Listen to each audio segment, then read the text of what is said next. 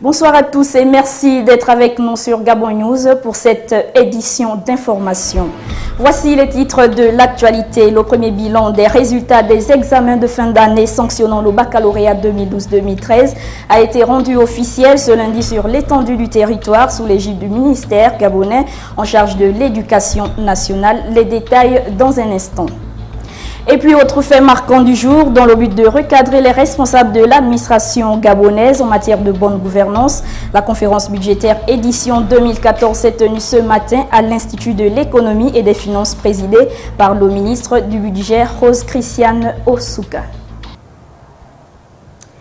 Parlons à l'ouverture de ce journal du ministère gabonais en charge de l'éducation qui a rendu public ce lundi le premier bilan des examens de fin d'année scolaire sanctionnant ainsi l'année académique 2012-2013. Des résultats en légère hausse cette année au niveau du baccalauréat. Les détails de Muriel Don Eyene et Justin Mitigué.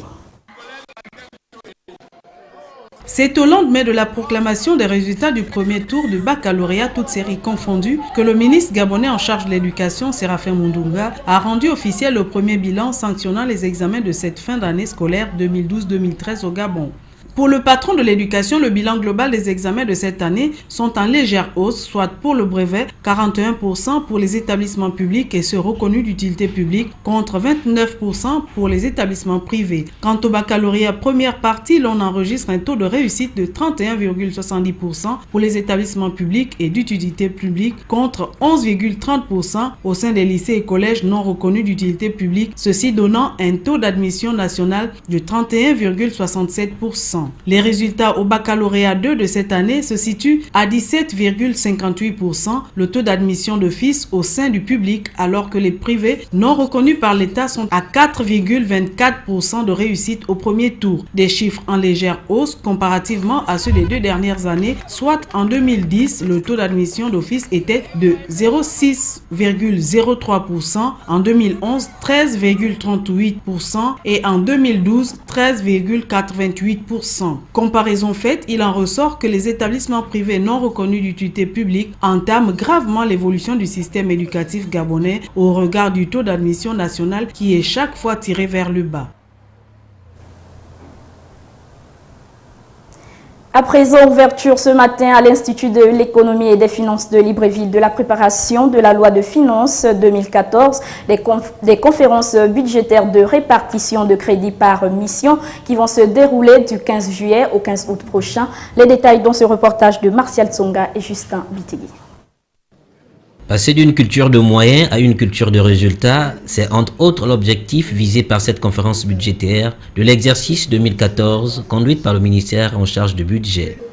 Au cours des travaux qui s'ouvrent aujourd'hui, il s'agira donc de passer en revue 24 missions, 90 programmes de politique publique.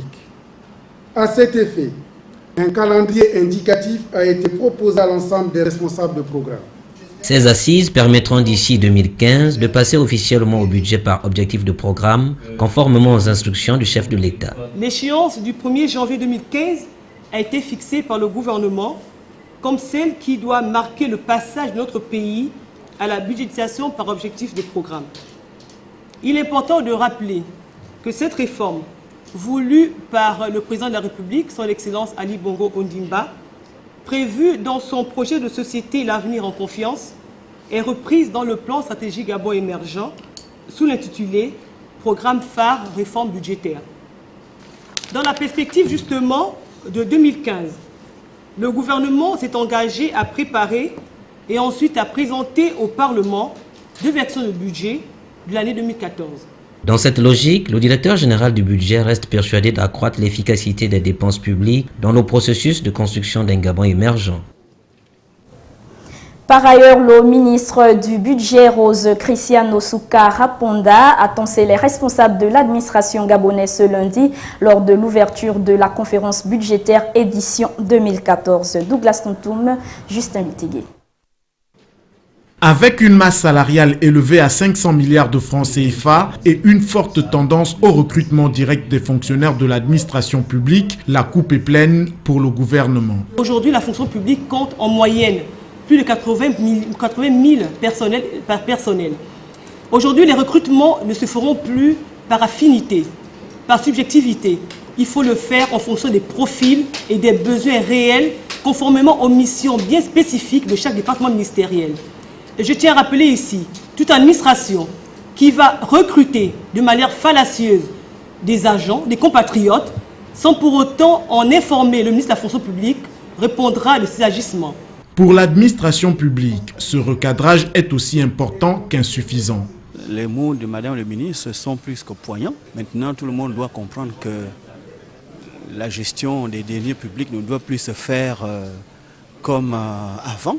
Ce discours en lui-même n'est pas suffisant. Il faut mettre en place des mesures de contrôle, d'encadrement des activités des uns et des autres pour permettre justement d'atteindre des résultats, ce qui n'est pas facile.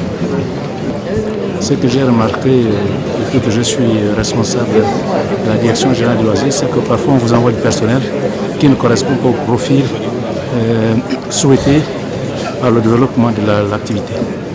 Le message est bien passé, mais atteindra-t-il son objectif quand on apprend selon certaines sources que ce sont les hauts fonctionnaires de l'État qui sont les premiers à procéder au recrutement direct?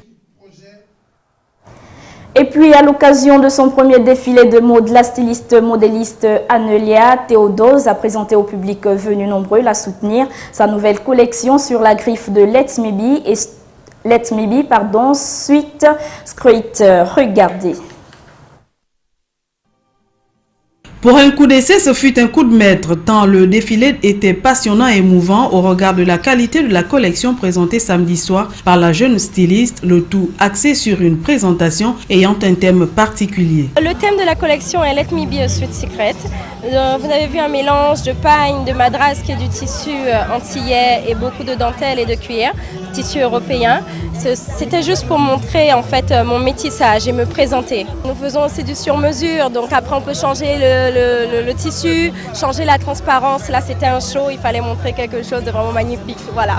Avec un mélange minutieux et harmonieux des tissus, Anelia dit œuvrer pour la revalorisation de la mode gabonaise. En partenariat avec Mourim & Co et l'agence exclusive de communication.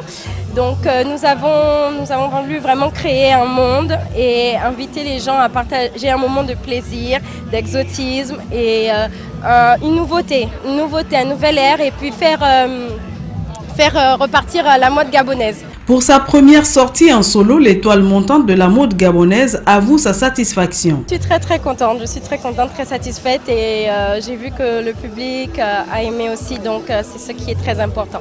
Sans le public, on n'est rien.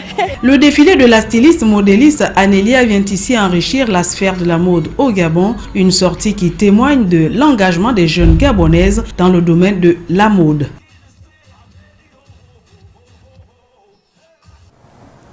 Du côté de l'Afrique du Sud, depuis l'hospitalisation de l'ancien président sud-africain Nelson Mandela, l'accès à Robben Island, où se trouve la prison dans laquelle ce icône était incarcéré pendant 27 ans, est devenu quasi impossible, au même titre que sa maison et autres édifices qu'il a côtoyés. Ces différents lieux sont devenus des attractions touristiques. Reportage de Kenny Onguri et Karl Fanga. Bienvenue au Nelson Mandela Gateway, sur le site touristique de Victoria et Alfred Waterfront. C'est ici que se rassemblent tous ceux qui désirent aller sur Robben Island pour visiter la prison où Nelson Mandela a vécu pendant plus de 2 décennies. Seulement voilà, depuis 3 semaines maintenant, il est devenu quasiment impossible d'obtenir un ticket de ferry. Il n'y a pas assez de place pour la multitude de visiteurs venus de l'étranger, mais aussi d'Afrique du Sud. En entendant avoir un billet pour l'île, les visiteurs sont encouragés à visiter le Robben Island Musée. À l'intérieur, on peut avoir une réplique des lits sur lesquels dormaient les prisonniers, ainsi que les pierres qu'ils étaient chargés de casser pendant leurs travaux forcés. Les murs sont ornés de témoignages d'anciens prisonniers ainsi que l'histoire de l'île et des illustres hommes qui ont vécu. En attendant, pour se rendre sur l'île, il faudra se contenter du musée. Restons en Afrique du Sud pour parler de la ville du Cap qui n'est pas aussi en marge des nombreux hommages rendus à l'ancien président Nelson Mandela. La ville a tenu à honorer le héros national qui a prononcé son premier discours en tant qu'homme libre dans ses rues. Sur place, nos reporters de Gabon News, Kenny Oguri et Karl Fanga. Bien que connu pour ses attractions touristiques, le Cap est aussi une ville historique ayant été le lieu de divers événements importants. C'est ici au Cap Town Civic Center, situé sur le boulevard Herzog, que Nelson Mandela a prononcé son premier discours en tant qu'homme libre. In the name of peace, democracy and freedom for all, I stand here. Je vous salue au nom de la paix, de la démocratie et de la liberté pour tous. Je me tiens devant vous non en tant que prophète, mais en tant que serviteur du peuple. Vos sacrifices héroïques et esprit infatigable ont fait en sorte que je sois ici aujourd'hui. And heroic sacrifices have made it possible for me to be here today.